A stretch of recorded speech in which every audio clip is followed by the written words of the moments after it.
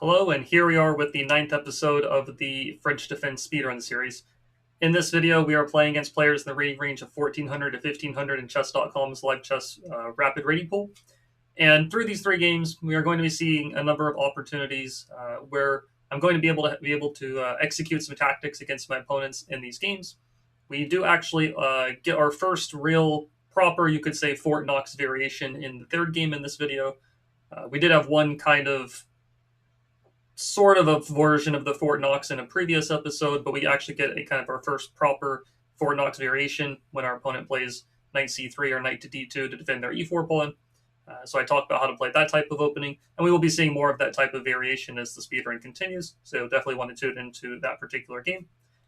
But aside from that third game, other games feature a variety of tactics, places where we can gain material, gain big advantages against our opponent, and then even some situations where we're going to be looking to meet our opponent's threats with our own stronger threats to try to kind of one-up them in the positions that we take a look at. So that's the topic of these videos, or of these games. Let's go ahead and get into them. All right, we got our first game here. e4, we're playing e6. And our opponent goes for the move bishop to c4. So very early in the game, they are putting the bishop on the c4 square. This allows us to attack it very easily. We've seen this a few times in the speedrun series already. Generally, bishop c4 is not a very good move because here we're able to play d5. We get the pawns traded. And pretty quickly here, we're able to just put the bishop or kick the bishop of the opponents back to this b3 square, which is not really all that great of a square here. So we're not going to autopilot the normal setup that we would go for with bishop d6 and knight e7, because if you go bishop d6, you're just going to lose the pawn on d5. So I'm going to go for the move knight f6 instead. White goes for the move d3. Now that we have the pawn on d5 protected, we are going to go for the move bishop d6. Just developing and try to castle the king, put the rook in the center of the board ASAP. And what white really should be doing is developing their knight and castling their own king. So because they are delaying their own development, we are going to focus on developing our pieces ourselves. So we castle, they play h3, we are going to play the move rook to e8 check. They block with the knight. And so here they would like to castle kingside next move. We can make this a little bit more difficult by playing the move queen to e7 in this position. Because now if they castle the king, then they will lose the protection of the knight on e2, and then they'll be losing a piece at that point. Now, white's best move here for sure is to play the move bishop e3 to block off the file that we have in this position where we're putting pressure on the knight. But even if they play bishop to e3, we can still kind of develop around that. They're going to have multiple pieces that are kind of pinned along this e-file, and maybe we can look to take advantage of this. So the question is, how do we proceed from here? I think we don't really have a great way of attacking the bishop, quite honestly. I mean, there is bishop c5, but white can just trade the bishops and then castle, and then their position is totally fine. I think here we're just going to focus on developing, so let's go for bishop to f5. And we're going to make it so that it's harder for the opponent to develop their knight to d2, because then they will lose the pawn on d3, since that would be blocking off the queen from protecting the pawn. So they go ahead and castle. The bishop on e3 is pinned right now. It's not really, again, there's not really a great way to take advantage of this. We could try some kind of queen e5 move threatening checkmate. I think, though, that they can play knight to g3 to block that off. And I don't really see a great follow-up there, so I'm going to continue developing at this point. Probably knight to d7, pawn to c6, reinforcing the d5 pawn is also good. I think we'll go for that, actually. Let's go for pawn to c6. I'm going to reinforce the d5 pawn. I am blocking the c6 square from the knight, but I'm going to put the knight on the d7 square and maybe maneuver it to the c5 square, where it will put pressure on the pawn and the bishop. So they play the move rook e1. They are kind of lining up with our queen, but there's a couple of things in the way to begin with, so we're not too bothered by that right now. I'm just going to continue with knight to d7. And they go for the move knight to g3. So they are attacking our bishop on the f5 square. We need to either move the bishop away, protect it, or we could potentially make the capture on g3. I don't think the capture is all that great. I think white will just recapture, and I don't really see a great follow-up for us at that point. Nothing super special that I can tell in that position. So I think I'm just going to retreat the bishop back to g6. And I'm going to keep up the pressure on the pawn that's on the d3 square. So it may look like white's kind of doing okay here in this position. They have developed their pieces. For the most part, they still need to get the knight in the game, which they did just play knight to d2. Um, the problem that white has in this position, though, is that even though the pieces are off of the starting squares, they're not really doing much. They're not really putting any pressure on my position. They're not really controlling the center of the board all that well. If you compare my pieces to my opponents, my bishop is hitting d3, my bishop is hitting the knight, my pawn on d5 is reinforced. This knight is ready to jump forward at the right time. In comparison, this knight's not going forward for white. This bishop is pinned right now. This bishop can't go forward. It's kind of a case where both sides are developing pieces, but mine are just more useful and more centralized in this kind of position here. So white does make the move knight to d2. They do develop a piece. However, the problem is that they did block off the protection of the d3 pawn, and we're going to be able to take that pawn and win a pawn here. We're not really bothered by this bishop moving away and opening up a discovered attack on us, because we can always take their rook once the bishop moves away. They take us, we take the queen, they take back. Essentially, here it would just be a trade of pieces with us taking on e1, and that's what white is kind of neglecting here. Even though there is a discovered attack on the queen once the bishop takes the pawn, this is not a safe tactic, you could say, for white to go for in this position. If I had to move the queen away and had to defensively react to what white's doing, then this bishop takes a7 move would actually work out. But what I can do is I can take the rook on e1, because even though I'm taking a rook, white has to recapture with their queen, and then I'm going to take their queen. They're going to recapture. Pretty much now, if, once they do take the rook back here in a moment, the issue that they run into is that we pretty much just traded a bunch of stuff. We lost our queen and rook, but we also captured their queen and rook. But at the end of the sequence, we are able to pick up this bishop on a7. And white's not able to check us on the back rank or cause us any trouble there because the knight covers the e8 square. So simply put, they lost the d3 pawn, then they made kind of a faulty tactic and lost the bishop, and now white's just down a piece in a very bad position. So not really too much fancy there. We took a pawn when it was free. We kind of punished a poorly executed tactical idea that they were trying to go for, and now we're just up 3 points in material, a piece, a full piece. We're ahead here. We took a pawn, they got a pawn, but we got a full bishop in return. So we are simply up quite a bit of material here. So we still have the e8 square covered. I'm not really bothered by anything in that regard. So I am going to play the move knight to c5, pestering the bishop on b3. If the bishop moves backwards, then we can pick up the pawn on a2. If the bishop doesn't move, we're very happy to take the bishop and continue to trade pieces here. I probably will play the move g6 or h6 in the near future, just to give my king an escape square off of the back rank. That way I'll never have to worry about checkmates on the back rank or anything like that. So they go rook e3. They are pestering our bishop. So if we take their bishop, I guess their idea is to take ours. That's fine at the same time. I don't really mind that trade of pieces. So we'll take the bishop. If they take ours, we'll just take the pawn on a2, and we got a bishop, they got a bishop, but we get an extra pawn out of it as well. So yeah, I think we can just take the pawn in this position. And yeah, again, we're now up a piece and a pawn, and we even have some checks on their back rank that they have to be careful about in this position. So they play the move pawn to c4. They are opening up the attack on our knight on b3, and they're also trying to take advantage of the pawn on d5 that's pinned. So what you don't want to do here is think, oh, I can capture a pawn for free. Then you lose the bishop on d6. That would be very bad.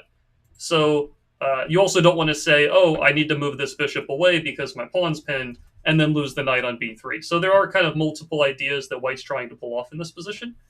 The biggest threat, though, is definitely to take the knight. They're not really threatening to win the pawn since we've got that protected pretty well. So I'm just going to go ahead and I could take the knight on g3, but I'm going to actually take the pawn on b2 first, just to protect the knight and just capture an additional pawn at this point. So they're going to take our pawn. Let's go ahead and I think I'm first going to throw in this check. Yeah, let's throw in this check to begin with. The king is going to move. And then I'm going to go ahead and either take the knight right away, or maybe I'll just take this pawn first. The knight is pinned, so the knight's not going anywhere. I'm probably going to end up capturing the knight at some point just to trade pieces. But before that, probably I'll throw in the move g6 to give my king some escape squares. A lot of the times, opponents in these situations, they're down a piece, they're down a couple pawns, but they see that there is the possibility of a back rank checkmate. Like if they could somehow get a rook to e8 and our bishop wasn't able to block. So they kind of pin a lot of their hopes on turning the game around or winning the game based on that. Sometimes as soon as you play a move like g6 or h6, sometimes they'll just resign because they realize that back rank checkmate is not happening anymore. So here they go knight to d2. They are attacking the rook and my knight. I'm just going to go ahead and trade pieces. Don't really see a reason not to do that. And then I am going to play the move g6. Could also do h5. Maybe h5 is actually what I'll do. The knight's pinned, so taking the pawn is not a possibility. And now we have the h7 square available, so there's no back rank checkmates. And now I'm just going to focus on pushing my pawn up the board. I'm going to take the knight at some point. Yeah, here I'll probably just take the knight. It almost ends up this check is almost a checkmate, but he does have the knight that would capture there. Yeah, so I'm just going to take the knight. Let's just eliminate that piece. There might be better moves available. I'm not sure. I'm just going to focus on pushing the b pawn this time. Keep the knight, keep the pawn on c6 there to reinforce the knight, and then really just push the b pawn down the board. I guess we will. Don't want to push right away. I guess I can move the rook away from being in front of the pawn first, try to make a pin. Yeah, I think it's probably just simplest to trade the rooks. They're going to move over. I'll protect the pawn. And, okay, now they're no longer controlling the promotion square. We make the queen, and that is going to be the game at this point. So we'll see if they stick around or if they're going to resign. But yeah, the biggest issue I think my opponent ran into in this game, they developed their pieces. They did get castled. They've done better than a lot of the players in the Speedrun series that we've seen that have got into a lot of trouble in the exchange variation where, yeah, it says they abandoned. Well, we've seen other players get into more trouble, you could say, in the exchange variation than what this guy ran into in this game because they didn't develop their pieces. They didn't castle their king. I was able to check on the e file and get a very big attack. This particular player didn't really run into too much trouble because of their king. But the biggest issue that this guy ran into, I would say, is mostly, let's say after everything is kind of developed here, of course, knight to d2, you could say, is kind of the first real mistake or kind of big mistake in the position. But it's already a position that's really not that pleasant for white to play, quite honestly, because, again, the usefulness of the pieces is a very big difference here. The knight, as I said during the game, the knight on g3 can't move forward. Bishop on e3 is kind of pinned. b3 bishop is staring into a rock wall on d5. My bishop hit on d6 hits his knight. My bishop on g6 hits the pawn. Maybe my knight can't necessarily go forward, but my pieces are kind of hitting him, and he's not really hitting anything of mine all that much. Or at least if he is hitting something of mine like the d5 pawn, it's very well supported. It's not really a concern for me to worry about. So knight to d2 was, of course, the first real mistake. We do pick up a pawn for free. And then bishop takes a7 was the big blunder. It looks like they have this idea of opening up a discovered attack on the queen, but we are able to actually just capture the rook, trade a bunch of stuff, pick up the bishop, and then from here it's just about converting the advantage, trade pieces, pick up more material, trade more pieces, eventually trade more pieces, and continue trading pieces, get the rooks off the board, and eventually make the queen. So that's it for this first game. Let's go ahead and get into our next one. All right, so we got our second game. We're playing against Maxipur 970, rated 1436 from India. So after e4, of course, we're going for pawn to e6, playing for our French defense. Let's see which variation or version of it they decide to go for. So they go for the move pawn to d3, which is a little bit setting up what's called the King's Indian attack. At least that could be what they're going for in this position. The King's Indian attack is one where white goes knight f3, g3, bishop g2, castles, and usually they try to attack on the king side in most positions. we're going to go for the move d5. This doesn't really discourage us from our own idea. And white decides to trade the pawns instead of going for this setup that I was mentioning. So I don't think it's really all that great to go for an exchange variation and put the pawn on d3. The pawn really should be on the d4 square, mainly because now the bishop on f1 is blocked in by the pawn that's on d3. And so here white's also playing the move knight to c3. Usually against the move knight c3, I recommend going for the move pawn to c6 in order to protect the pawn and limit the knight from jumping forward. I think that is a perfectly fine way of playing here. But we could also be a bit more aggressive in this position, quite honestly. I think we can actually go for pawn to d4, really just gaining some of that extra space that white's allowing us to grab because they didn't put their own pawn on the d4 square. So I'm going to go for that option. If their pawn was on d4, we would play pawn to c6 instead, but because they didn't put the pawn on d4, we're going to cross into their half of the board and put some pressure on them. So they go knight to e4. Against this, I'm not sure if I want to just simply continue developing. I could also play knight f6. Knight f6, though, maybe white plays bishop g5 and gets to trade a couple of pieces, which is not necessarily bad for us, but also not really something I'm super keen on. I think I'm going to just focus on queenside development first. Let's go knight c6 and kind of see what white does. They play knight f3. Let's see. How do we want to approach this? Again, I'm not in a rush to play knight f6 and allow white to make the pin. I would probably have to break the pin with bishop e7, and then white gets to trade a couple of pairs of pieces. And because they're behind on space, I'm not really in a rush to trade unless I get something good in return. Though I will say we probably do have to play knight f6 at some point. I don't really want to put the knight on e7. And if I move the bishop, if I give the check, white can play c3 and just kick the bishop. So I could play pawn to f5, maybe as an option. Bishop to g4 followed by some kind of queenside castling idea also looks interesting. But I'm not entirely sure which route I want to go. I think what I'm going to do here...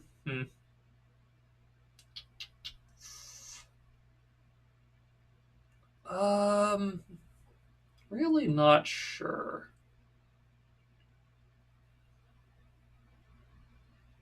Okay, I think I'm going to go for the move bishop to e7 first. That way, after I play knight f6, if they take my knight, I take back with the bishop, and I've traded one pair of pieces, but I've kept a couple of other pieces on the board. And now if they go bishop g5 for the pin, I can kind of get a better version of things because I get to break the pin first myself. So they're taking the knight, I'm taking back. They're most likely going to castle. I'm going to castle.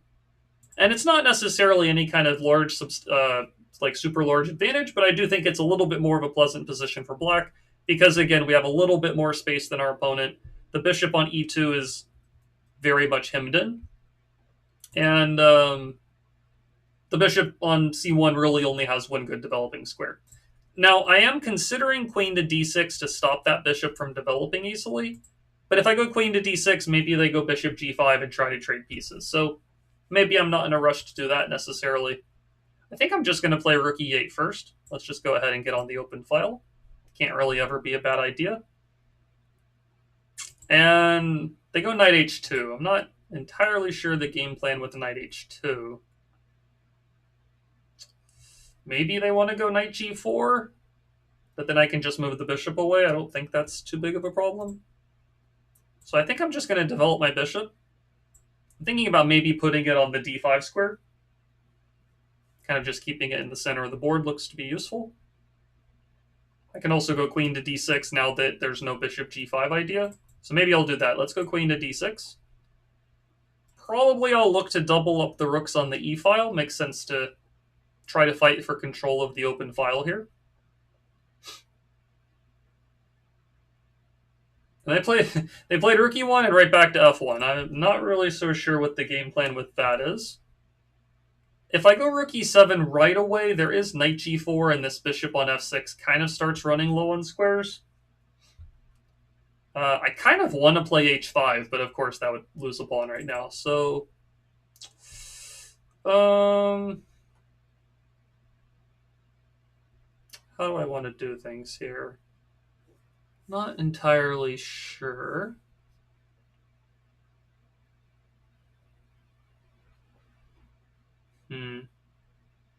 If I go knight to e5, they probably play knight g4 and start trading pieces, which I'm not in a rush to do.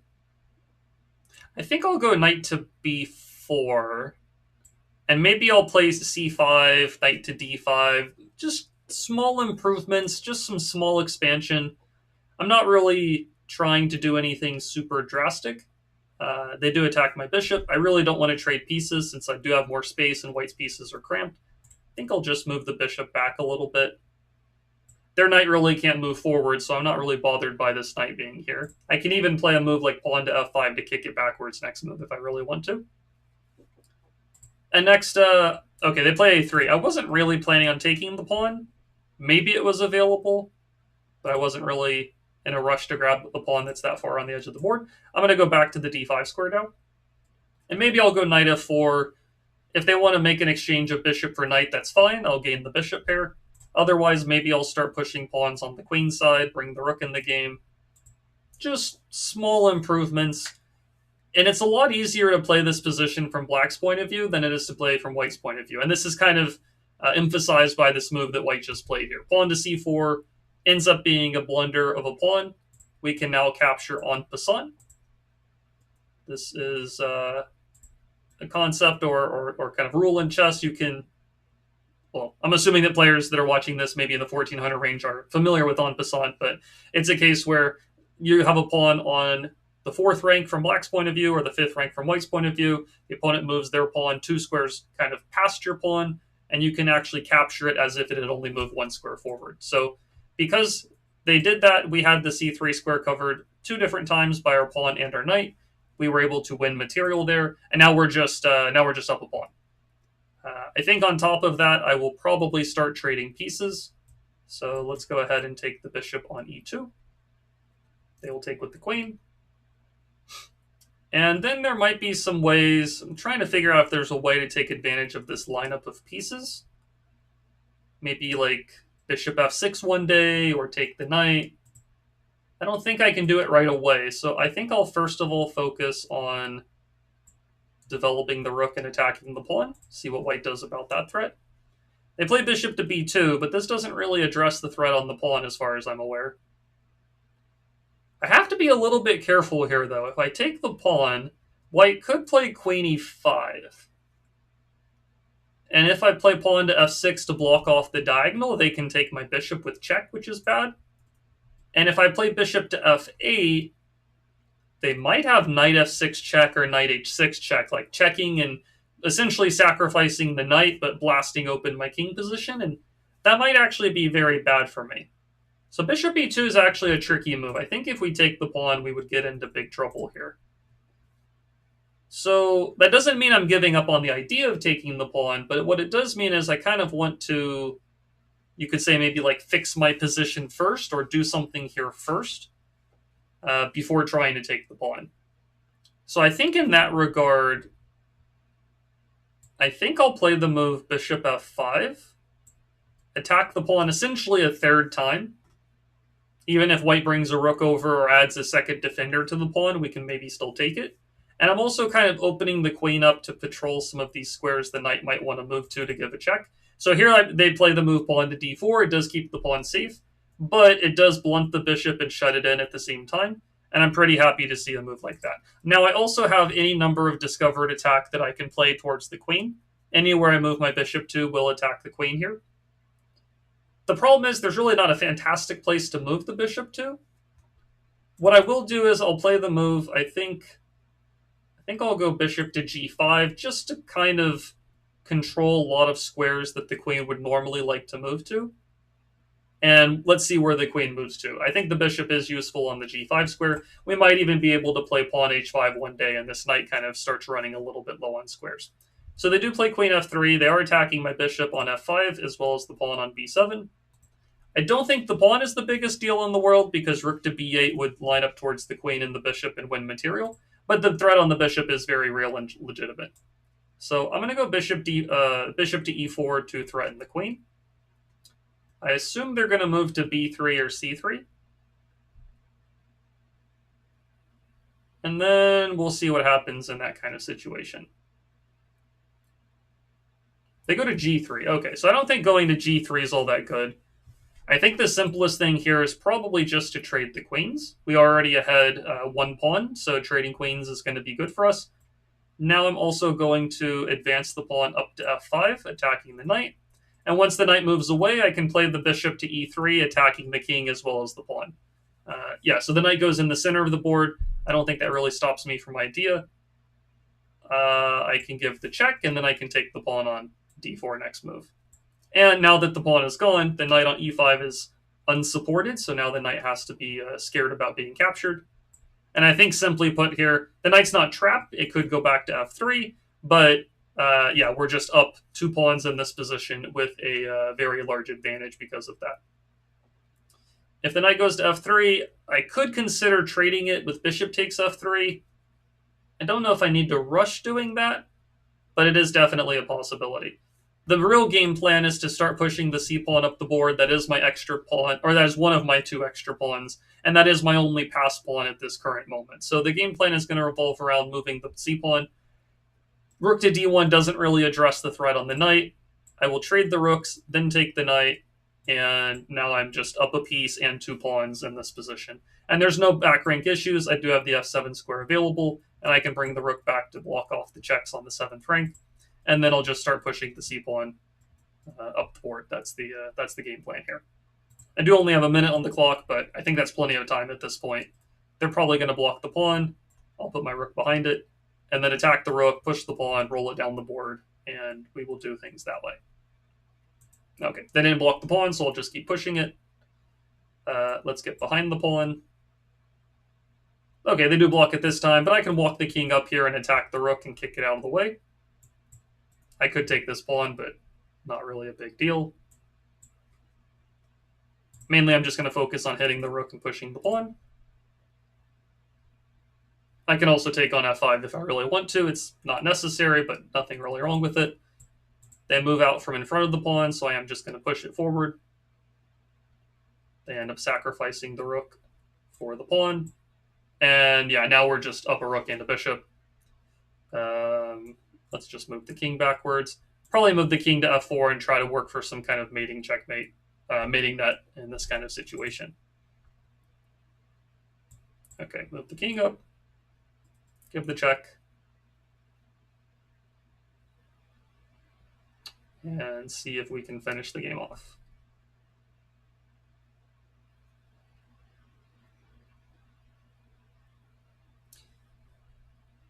So we get the check. If the king moves here, bishop takes f5 is checkmate. If the king goes to the back rank, I think we will go to, I guess, g3. This threatens checkmate here. And that is the game. That is the end of the game there. Okay, so in this particular game, our opponent goes for this d3 variation. It is labeled as the King's Indian attack. I think you can see that above the move list on the right side of the video screen here. But the problem is when white plays d3 and then trades the pawns, this isn't really the King's Indian attack. The King's Indian attack is usually occurring when white plays a move like knight to d2. We would develop our knight. They develop theirs. They go g3, bishop g2, they castle, they push the pawn to e5, and this is usually the way that these positions go for the most part. What I recommend against the King's Indian attack is going for the move knight to c6. They would generally go for g3, and what I like doing here is trading the pawns, then playing e5, put the bishop on the c5 square, and this is usually a setup that players who play the King's Indian attack are a lot less familiar with. They're usually used to being the ones that push the pawn up to e5 themselves. But I like making the trade of pawns and putting our own pawn on e5. And then something like this is I think a little bit of an easier position for black to play because we've equalized the space in the center of the board. But white has a bishop on g2 that's staring into their e4 pawn, whereas our kind of kingside bishop that's on the c5 square is a much more useful piece in comparison. So this is what I recommend playing against the King's Indian attack when they go for this particular setup. But in the game, our opponent traded the pawns on d5, which If they're going to play the exchange variation, they should just trade the pawns, and they should have the pawn on d4 already. The problem they run into in this game is that because the pawn's on d3, we're able to get a space advantage very quickly in the game. We develop pieces, and it's just a little bit more of a pleasant position for us. Our pieces are easier to centralize and have on useful squares. We have a little bit of a space advantage, so generally speaking, we don't want to let white trade pieces too easily. That's why I retreat the bishop, centralize the knight. Pawn to c4 was their kind of, let's say, first real mistake of the game. This is the one that actually lost them material. And then once we're here, I think that this position was a tricky one. I believe if I take the pawn queen to e5, maybe there's a defensive move that's available here. I was a little bit worried about bishop f8. And then white has a move like knight f6 check, which is what I was concerned about. If we take the knight, the queen takes. Now we have a very, very difficult time stopping the checkmate. And quite honestly, I'm not sure if we can really do it. We might have to give up the rook or something like that. And even then, we might have to give the queen up. And that's obviously a completely lost position for us at this point. So yeah, that was what I was kind of worried about here. Maybe there is something better. I guess in hindsight, I could bring the queen back to g6, but maybe white takes this pawn. I'm not really sure. I didn't really want to allow that counterplay. I just decided to play bishop f5.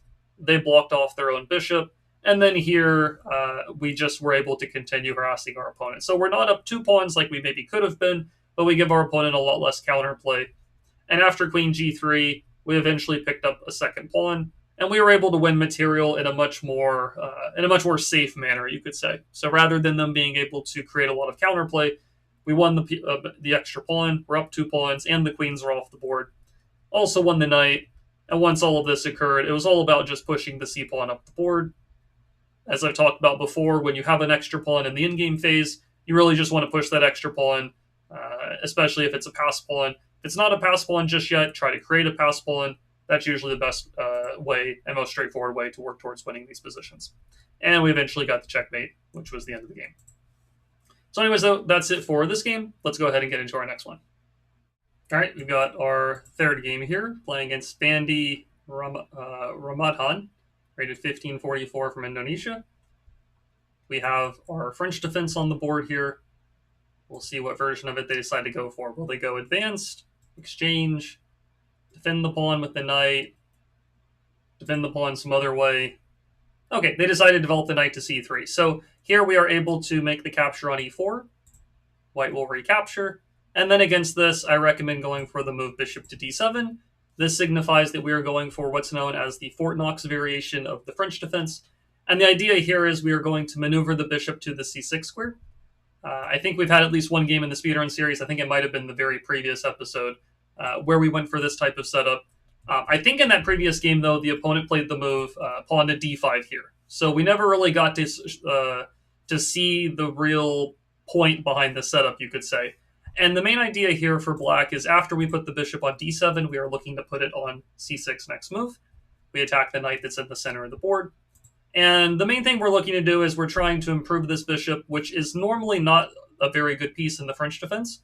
In most variations, the exchange variation, for instance, we have this pawn on e6, we have the pawn on d5, the bishop is staring into the pawns. It is, generally speaking, our bad bishop in the French defense. But in this type of variation where we're able to trade the pawns in the center, the bishop is still stuck behind the e6 pawn for the moment, but with this maneuver of bishop d7 to c6, we kind of zigzag a little bit, get out from behind the pawn, and the bishop has a much more open diagonal in this situation.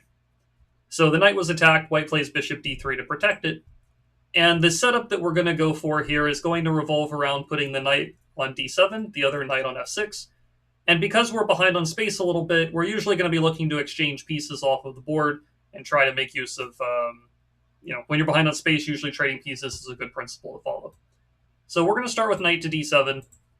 I don't recommend playing knight f6 right away, because after white takes the knight, we cannot recapture with the queen, because bishop to g5 would end up trapping our queen, which would be a very bad way for things to go. That's why I recommend starting with this knight first, and then, let's say white had castled, we would go knight f6. They take. In that specific position, we are able to take back with the queen, If they go bishop g5, we can play bishop takes f3, and there are ways that we can make that kind of situation work for us. This opponent goes for bishop g5, though instead they do immediately harass the queen.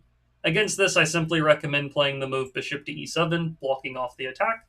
And like I said a moment ago, we're happy to trade pieces because we are behind on space in these kind of positions. So if they take us, we were going to take back with the queen. They play the move h4, which is definitely a bit of an odd move in my opinion. Now, I did say we want to trade pieces. I don't think we want to take the bishop, though, right now, because if the pawn takes back, they do open up the rook, which is a little bit annoying. We could play h6 to kind of encourage, white, see what they're going to do, how they're going to play there. If they do take us, we can still take back with the queen, and we're kind of right back to the same type of idea. We could also develop the knight to the f6 square, and if they want to trade pieces there, that's also fine with us, too. So h6 or knight f6, I'm not sure which one. I think I'll start with h6 just to kind of see what they do with the bishop. If they take us, we'll take with the queen. If they retreat the bishop, then the bishop is less annoying, and we can play knight f6 after that anyways. So they do decide to retreat. Okay, not a big deal. We're going to play the move knight to f6 to develop a new piece. And while we're developing, we're also looking to trade additional pieces here. I think the issue that white's going to run into in the long term is that this pawn on h4 is kind of sticks out like a sore thumb. White is very unlikely to castle kingside once they played the move pawn to h4, which means they're probably going to castle queenside, and they can also run into some potential problems over there if they're not careful. So I'm going to go knight f6. If they want to take, we'll take back probably with the bishop is my assumption. And if they don't want to take, they'll either have to retreat the knight or defend the knight a second time. So I do think trading is probably the best move. If they move the knight backwards or away somewhere, we might be able... Oh, they play bishop e3. Okay, well, little bit unfortunate that they kind of just make a big blunder here. We have the ability to simply capture the pawn on or not the pawn, the knight on e4. We can take with our knight or with the bishop. Just going to take with the knight. And yeah, I mean, simply put, bishop to e3. I don't know if this was a mouse slip or just a blunder and oversight, but now we're just up a piece. And now we're just going to trade additional pieces. They're going to take back here. And then we can probably play a move like knight to c5, continue trying to trade pieces. Knight c5 looks simple enough. We hit this bishop, we hit this pawn. If the bishop moves away, we can trade the queens. And we're really just trying to trade. We wanted to trade anyways because we were behind on space, but now we especially want to trade because we are up a piece. So, yeah, next we're going to move the queen and develop it somewhere, probably castle queenside. And yeah, we're up a piece with a great position. Queen to d4 looks very deadly. Threaten checkmate, threaten a bunch of other pawns at the same time. I think even with the queen being on g4, I think we can still go queen to d4 anyways. I think I'm still going to go for this. And if they take my pawn, I can take their pawn on f2 and get a pretty big attack. So this is a good example of kind of meeting offense with offense, rather than playing a move like g6 or king f8 or some kind of defensive move to guard the pawn. I want to meet offense with offense if I can. So here I'm willing to... I'm very happy with the queen trade, first of all. Second of all, I'm attacking the pawn on f2. Here I am going to take that with check. And now I do need to react in some way to their threat on my rook on h8. So I'm going to go ahead and castle the king queenside. This also pins the bishop. And yeah, white's in a tough spot here. Even if they play a move like rook f1, the bishop is pinned. We can simply take the rook. we can take the rook on f1 in this position because the bishop cannot recapture due to the pin. I don't know if taking the bishop first makes any difference. I think I'll just take the rook here. And yeah, they are simply down a ton of material here. We just used... Well, we won the piece on e4 for free. They kind of just gave us that one. But then here we're using like little counter-attacking tactics, taking advantage of the bishop being pinned. This is going to, win us the game based on our material advantage at this point. So pretty unfortunate, I will say, that they blundered the knight on e4 for free. It is what it is. I wish they hadn't done that, but, we're going to take the free piece and go with it. as the speedrun continues, again, we'll be playing opponents that are going to make less and less of these types of one-move blunders. We're already at the 1500 range, and we're still seeing one-move blunders, which is, still quite honestly, it's going to continue further up the rating ladder as well. But anyways, though, let's go back through the game and analyze it. So we get them playing the move knight to c3. Against the move knight to d2, this is another way of protecting the pawn. Against knight d2, I recommend the same move, the same idea as against knight to c3. We would trade the pawns, maneuver the bishop to c6, and pretty much do what we saw in the game anyways. So in the game, it went knight c3, we trade, we improve the bishop to a better diagonal and that's more open. They guard the knight. We're not in a rush to make this specific trade because now white has the pair of bishops for free. But we are going to try to trade off the knight on e4 in the near future. So the idea is to go knight to d7, then knight to f6. If you try to go knight f6 right away, white takes the knight. Ideally, you would like to take back with the queen and apply pressure to white's position. But here white gets to play the move bishop to g5. The queen has no squares to move to in this position. And I will point out, though, it's very important to recognize that it might look like we have a move bishop takes f3 counterattacking white's queen and getting rid of the knight that's protecting the bishop. This looks very good on first glance. If they take the bishop back, for example, we take their bishop and then, if they take with the queen, back up there. If they take with the queen, we can just trade the queens. You don't actually want to take the bishop because this is going to be a big problem. But if they take with the pawn, for example, now you can take the bishop for free, and then we're just up a piece with a great position. The problem is after the move bishop takes f3, white here can play the move queen to d2. The queen keeps the bishop protected. Still the queen is hit. It looks like we can take the pawn on d4 this time, but now the move bishop to b5 check opens up a discovered attack on the queen, and we're going to lose our queen on d4 because we have to respond to the check in some way. So it's very important in this setup that we don't go for knight f6 right away. You want to start with the move knight to d7 first, and then play knight f6 afterwards. For example, if white castles the king, knight f6, take. Here I do recommend taking with the queen, and the big difference here is once they play bishop g5, we take the knight, they try this queen to d2 move. Now when I take the pawn on d4, the knight on d7 is very importantly in the way of the bishop to b5 check. So here, simply put, once white does take our bishop back, here black is just up a pawn and better in this position.